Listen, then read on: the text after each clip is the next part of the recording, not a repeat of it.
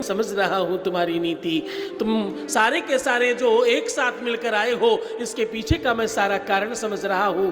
लेकिन आयुष्मान का मतलब सिर्फ आयुष्मान होता है। जाओ आयुष्मान भव। आज से इनका नाम मृत्युंजय नहीं है, इनका नाम महामृत्युंजय है। इनका नाम स्मरण जो कर लेगा उसकी आयु बढ़ जाएगी, इनकी तो आयु ही क्या कहना। ऐसा कह के महादेव ने भेज दिया। समय पूरा हुआ, काल पहुंचा और प्राण खींचने लगा। इतने में महादेव वृषभ पर सवार होकर आ गए और बोले इनको ले जाना है तो पहले मुझसे राम राम करना पड़ेगा, पहले मुझसे नमः शिवाय करो, उसके बाद आगे जाओ। बोले बाबा इनका समय पूरा हो गया है, आपने ही जो नीति बनाई है उसी का पालन कर रहा हूं मैं। तो यमराज मैंने इन्हें जो समय दिया था वो इंसानी साल नहीं दिए थे, अपने वाले साल दिए थे मैंने। मेरा एक दिन तब पूरा होता है जब 100 ब्रह्मा समाप्त हो जाते हैं। अभी तो एक भी दिन हुआ नहीं है, तुम साल कैसे गिन रहे हो?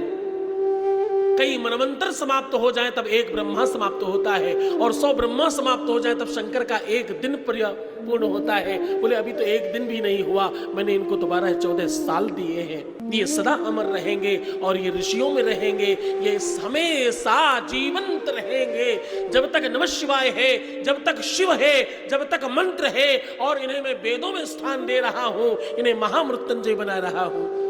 अमर और अजर करके उनको वेदों में सम्मिलित किया गया, वेद मंत्र बना दिया गया। उस मंत्र का नाम महामृत्युंजय रखा गया। बोले मृत्युंजय भगवान की जय हो। ओम ह्रौं ओम जूं शाह त्र्यंबकं यजामहे सुगंधिं पुष्टिवर्धनम् उर्वारुकमिव बन्धनान् मृत्योर्मुक्षीयमामृतात् स्वः भुवः भुः ॐ सः जूं ह्रौं ॐ। इस मंत्र का जो भी जाप करता है वो अपने शारीरिक व्याधियों से मुक्त हो जाता है। इस मंत्र को अगर कोई सुनता भी है, ध्यान समझना, तुम में से शायद ही कोई, तुम सब शरीरधारी हो और शरीर है तो रोग होना स्वाभाविक है। इस मृत्युंजय मंत्र को सुना भी अगर जाए तो भी काम करता है। श्रुतम हरति पापानि आरोग्यम धन प्रक्षति। सुनने मात्र से भी पाप ताप समाप्त होते हैं और रोग मुक्त हो जाता है साधक। साल में एक बार महामृत्युंजय अपने घर में आचार्यों को बुलाकर जरूर कराना चाहिए। तुम हाउस टैक्स देते हो, तुम इनकम टैक्स देते हो, तुम रोड टैक्स देते हो, तुम वाटर टैक्स देते हो, तुम जाने कितने प्रकार के टैक्स देते हो, सेल टैक्स देते हो, और सारी इनकम सारी टैक्स देने के बाद जो भी सामान खरीदो उस पे भी टैक्स देते हो। भगवान को कभी तुम कुछ नहीं देना चाहते। साल में एक बार अगर तुम ये वाला टैक्स दे दोगे तो भैया तुम्हारी जड़ भी पाताल में होगी, अस्पताल में नहीं। हाँ, कहां होगी? पाताल में होगी। पुण्य की जड़ पाताल में होती है और पाप की जड़ अस्पताल में होती है।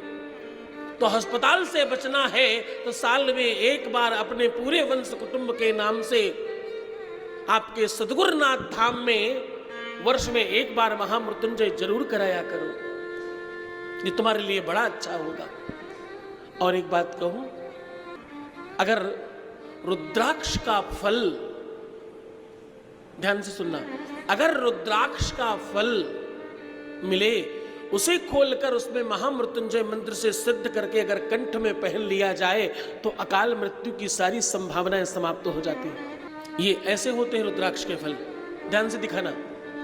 रुद्राक्ष का फल बिल्कुल ऐसा होता है, इसके अंदर से रुद्राक्ष निकलता है। थोड़ा जूम करके दिखाएंगे, सबको पता चलेगा। ये रुद्राक्ष का जो फल है, ये इसके अंदर से रुद्राक्ष निकलता है और